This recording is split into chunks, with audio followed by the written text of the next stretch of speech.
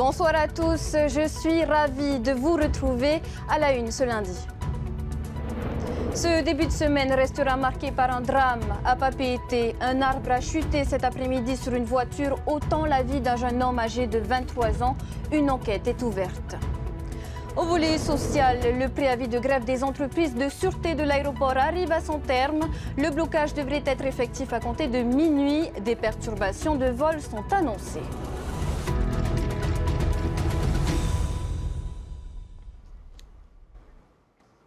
Le drame est intervenu ce lundi vers 13h30 aux abords de la clinique Paufei à Papeete. Un arbre s'est effondré sur la chaussée, écrasant dans sa chute un automobiliste en stationnement. Le conducteur, un homme âgé de 23 ans, est mort sur le coup. Esther Cuneo, Yann Roy. La scène fait froid dans le dos. Le maru-maru centenaire implanté aux abords de la clinique Paufei s'est effondré en début d'après-midi. L'arbre de plusieurs tonnes s'est écroulé sur un véhicule en stationnement, ne laissant aucune chance à son occupant. Encore sous le choc, Tiroti, témoin de la scène, raconte. J'entreprends la ruelle lorsque j'ai vu l'arbre tomber et je voyais quelqu'un dans la voiture. Je voyais qu'il y avait une personne côté passager et j'ai juste eu le temps de tourner sur ma gauche pour échapper. Voilà. Devant l'afflux de badauds, la police nationale a vite dressé un périmètre de sécurité. Les pompiers de Papeete ont déployé les grands moyens pour dégager un tronc de près de 2 mètres de diamètre. Notre travail consistait donc à déjà voir comment on pouvait donc retirer ce gros tronc d'arbre qui écrasait le véhicule. Donc avec les éléments qu'on a, la tronçonneuse, les véhicules tractopelles et avec le véhicule des pompiers, on a pu donc sortir cet arbre dans un premier temps et ensuite passer à la désincarcération puisque le véhicule était complètement écrasé et ensuite sortir le conducteur qui est donc un militaire arrivé récemment en vacances pour voir sa famille à Tahiti. Au total, une trentaine d'hommes ont été mobilisés pour désincarcérer la victime, un proche d'une salariée de la clinique. Alors que des arbres comme celui-ci sont plantés dans toute la ville, ce drame soulève des questions sur leur niveau de fragilité. Du côté de la commune, on explique que des vérifications sont pourtant réalisées tous les 2 ans. Ce qui est difficile, c'est de connaître vraiment l'état de santé de leur système racinaire. Et donc là, on s'aperçoit qu'effectivement, l'arbre à sa base était complètement fragilisé. Tous les 2 ans, on fait un diagnostic des arbres, mais voilà, on ne voit pas forcément tout. C'est un bilan de santé difficile à faire, notamment à la base de l'arbre. Alors c'est vrai qu'avec des travaux, peut-être on s'aperçoit qu'il y a peut-être des racines qui ont été sectionnées, donc qui ne remplissent plus tout à fait leur rôle. Une enquête judiciaire a été ouverte par le parquet de Papeete pour des faits d'homicide involontaire. Cette enquête, menée par la DTPN, s'attachera dans un premier temps à éclaircir les circonstances exactes de ce drame avant d'établir les éventuelles responsabilités. Et du côté de FAA, des perturbations dans le programme des vols sont à prévoir dès demain. Faute d'accord entre les salariés et les directions des entreprises de sûreté de l'aéroport, la grève devrait être effective dès ce soir, minuit. On fait le point avec Emma Mathieu, Zeynep Anachi et Naya Bennett. Parmi les revendications formulées dans les préavis du 24 juillet, la direction a validé plusieurs demandes. La mise en place de primes d'assiduité, de performances individuelles, d'entretien des tenues et une prime spécifique pour Noël et le jour de l'an. Un point de désaccord subsiste, les modalités relatives au 13e mois, mais pas question de céder sur celui-ci. Ils ne veulent pas négocier, ils veulent le 13e mois. Nous avons demandé la carence. C'est un des points qui est important. Il faut savoir que dans la sûreté, aujourd'hui, la carence, elle est in vitam. Aujourd'hui, vous qui travaillez en tant que salarié, vous avez une carence de 2 fois, c'est-à-dire que 2 fois où le patron vous paye cette carence, et passé cette carence, vous n'êtes plus payé ni par la CPS ni par votre patron. Cette contrepartie est prévue dans le Code du travail, tout comme la prime d'ancienneté fixée à 25% que souhaite la direction, soit 10% de moins que la prime actuellement perçue par les agents. On ne peut pas toujours donner tout d'un coup. On a fait un effort qui est énorme. Sachez quand même que dans la sûreté, il y a une augmentation de plus de 20% des salaires. L'année dernière, Si la grève est effective, les vols inter-îles ne devraient pas être annulés, mais certains pourraient être retardés. En temps normal, il faut 12 agents de sécurité pour vite faire passer le flux de passagers, mais un minimum de 3 devrait suffire à assurer le service demain.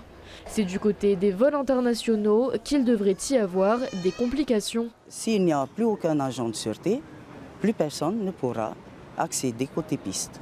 Par exemple, si un avion doit atterrir, il faut qu'il y ait le personnel au sol, les bagagistes, tout ça, pour les accueillir, les agents comptoirs. Mais eux, ils doivent se faire contrôler et c'est nous qui les contrôlons. Donc, s'il n'y a plus personne, si nous faisons grève, il n'y aura plus rien du tout. Tout sera bloqué. Ce qu'il faut savoir, c'est que nous avons aussi le fret. Donc plus aucun colis ne partira. Faute d'accord, la grève entrera en vigueur à partir de minuit. Les agents devraient toutefois assurer leur fonction demain à l'aube pour ne pas perturber les vols d'Air France. En revanche, les vols internationaux suivants pourraient être touchés. Du surf à présent dans notre page spéciale JO.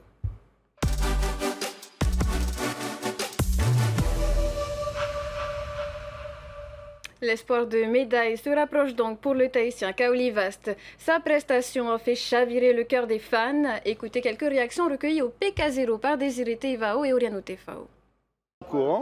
Mais on est super contents. Ah ouais, on a vu Kaoli magnifique. Magnifique. Voilà. La photo, ça va rester, ça, je crois, ça va être magnifique. Ouais, hein. Et Juan Bo, malheureusement, ils vont s'affronter demain. Bon, on sait déjà pour qui on va voter. plier. Hein. Ouais, on est arrivé là ce matin à 5h à l'aéroport de France. À 22h, on a pris la voiture, on est arrivé direct. Bon, un peu tard pour voir, mais on a vu sur la télé Kaoli là. Top. On va gagner, hein? Allez!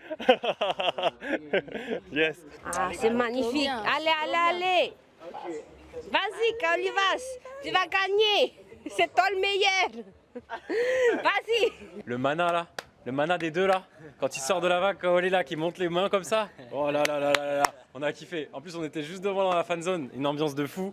Après, dans le bateau, on voit pas tout ce qui se passe à l'intérieur de la vague, on est un peu plus devant, mais il y a l'ambiance et on est au cœur du truc. Donc, être dans la fan zone, même si ça bouge beaucoup ici, il y a beaucoup d'ambiance. Être sur le bateau au fond, on les voit de près, on peut faire coucou. Non, franchement, c'était super. Bon, on est un peu déçus parce que pour l'écart, ils sont tous les deux, donc ça va être un peu compliqué de faire un choix, mais bon, écoutez, voilà, on fera comme on peut, on essaiera d'être là. On attend de savoir si ça sera cet après-midi ou pas. On les suit, hein, encore jusqu'au bout. On attend la suite. Là, ils se rencontrent tous les deux, mais que le meilleur gagne. Ah, c'est une bonne chose pour nous Polynésiens Maoris. Il faut aller loin maintenant. Il faut avoir le rapaillé, la victoire. Hein. Sachez aussi que Vahine Fierro et Kaoli Vast viennent de se voir attribuer la médaille d'honneur de l'engagement ultramarin par la ministre déléguée aux Outre-mer. Et notre point d'étape quotidien depuis Teahupo'o nous est proposé par Mike Liral devant la caméra de Désiré Teivao.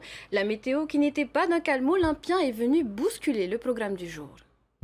Oui, les femmes étaient prévues cet après-midi, puis ça a été le tour des hommes et puis à nouveau des femmes et puis finalement tout a été annulé compte tenu de la dégradation des conditions météorologiques. Mais ce qu'on a pu voir ce matin, c'est un formidable Kaoli Vast. Il n'a pas été le seul à s'illustrer dans les tubes de Teahupo'o et notamment on a pu voir Gabriel Medina produire une superbe photo qui fait la une du site de TNTV mais aussi des médias nationaux. Gabriel Medina qui est dans les airs avec son surf également. On aura, vous l'avez souligné, dans l'écart des duels de compatriotes, ce sera des Brésiliens, Joao Tchanka contre Gabriel Medina donc, mais aussi des duels d'Australiens avec Jack Robinson contre Ethan Eving et puis un duel bien sûr franco-français entre Kaoli Vast et Johan Duru. Johan Duru qui a constaté que Kaoli Vast était tout simplement le meilleur sur sa vague. Et puis n'oublions pas le duel de filles attendu cette fois en 8e de finale.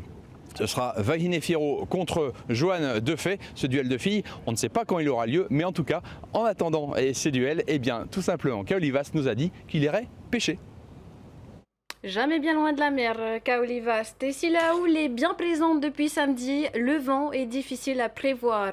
Quand permettra-t-il à la compétition de reprendre? On écoute les pronostics du président de la Fédération tahitienne de surf, Max Wazna. Il répond à Mike Liral et Désiré Teivao. Le plus probable, ça va être à partir de jeudi, on pense. voire un vendredi, parce que bon, il fera plus beau déjà. Le vent il tourne dans le bon sens et la houle elle est toujours là. Et donc c'est pour ça qu'on pense que ça va démarrer jeudi ou vendredi. Il vaut mieux être prêt, hein, ça peut démarrer même demain. Si les conditions, cette terre repos est tellement particulier que la vague elle peut être magique à tout moment. Donc il faut être prêt, mais on pense que ça va peut-être jeudi, vendredi, suivant les conditions météo. Et parmi le public du PK0 à Teahupo'o, des spectatrices de charme ce lundi. Les lauréates de Miss Tahiti qui en ont profité pour se prêter au jeu des selfies. Notre ambassadrice de beauté, Temanava Domingo, exprime sa joie et ses préférences dans la compétition au micro d'Oriano Tefao et Désiré Teivao. C'est incroyable, c'est une super belle opportunité pour nous. Lorsqu'on était sur le spot, c'était vraiment magique. On était très heureuse d'être présente aujourd'hui. Nous sommes très fiers. On est là, on est pour tous les sportifs parce que c'est eux qui nous réunissent aujourd'hui. Mais c'est vrai qu'on pense très fort aux locaux, Kaoli et Wahine, bravo. Nous sommes très fiers de vous. Avec les JO à Tahiti, une renaissance, celle du Hiva Veve Arearea. Après une vingtaine d'années de disparition, le carnaval de Tahiti viendra clôturer ses jeux en mettant en avant la jeunesse et la culture polynésienne. Valentine Vassel et Rara Huma'a nous en disent plus. Le dernier carnaval de cette ampleur date de 2003. Cette année, à l'occasion de la cérémonie de clôture des Jeux Olympiques, le front de mer de Papeete, d'habitude livré aux voitures, sera réservé aux chars. Il y a 11 chars et nous avons un 12e char qui va aussi être de Hiva Veve Arearea. Et pour nous, c'est à peu près plus de 2000 jeunes qui se manifestent en même temps avec un jingle que nous avons composé spécialement pour ce Hiva Veve. Depuis 5 semaines, les jeunes bénévoles de chaque commune s'activent pour organiser cet événement colossal. Le Hiva Veve, c'est une expérience extraordinaire parce que on l'a organisé dans des temps records. Mais en réalité, là où c'est pertinent, c'est parce qu'on se rend compte que les communes ont fait des efforts pour embriquer le Hiva Veve dans les Hiva Mataina, les interquartiers. Et en fait, on se rend compte qu'à terme, les jeunes ont été occupés toute la période. Si le Hiva Veve Arearea est un événement fédérateur qui favorise la cohésion et l'engagement de la jeunesse, il permet aussi de mettre la culture tahitienne en avant, puisque le thème proposé par l'UPJ concerne les mythes et légendes de nos communes et les sports traditionnels. On est convaincus que nos jeunes ont besoin d'espace d'expression et quel meilleur moyen de leur permettre de s'exprimer en leur demandant de se réapproprier les mythes, les légendes de leur commune. Et on les a un petit peu obligés, mais ils comprendront certainement plus tard. On leur a demandé également d'intégrer un Tuaru Maui parce que ça fait partie de nos traditions ancestrales et ça fait le pont entre le sport et la jeunesse et ça c'est essentiel. Le Hiva Veve Arearea aura lieu dimanche 4 août à partir de 18h au front de mer. Et c'est la fin de ce journal. Merci de l'avoir suivi. Tout de suite, Initiative Le Mag, suivi des 2 premiers épisodes de votre nouvelle série, La Recrue. Puis, enquête exclusive investigue sur les dérives d'un marché sous haute tension, celui des voitures d'occasion. Belle soirée à tous, à demain. Retrouvez ce journal en replay sur notre site internet et notre application mobile TNTV.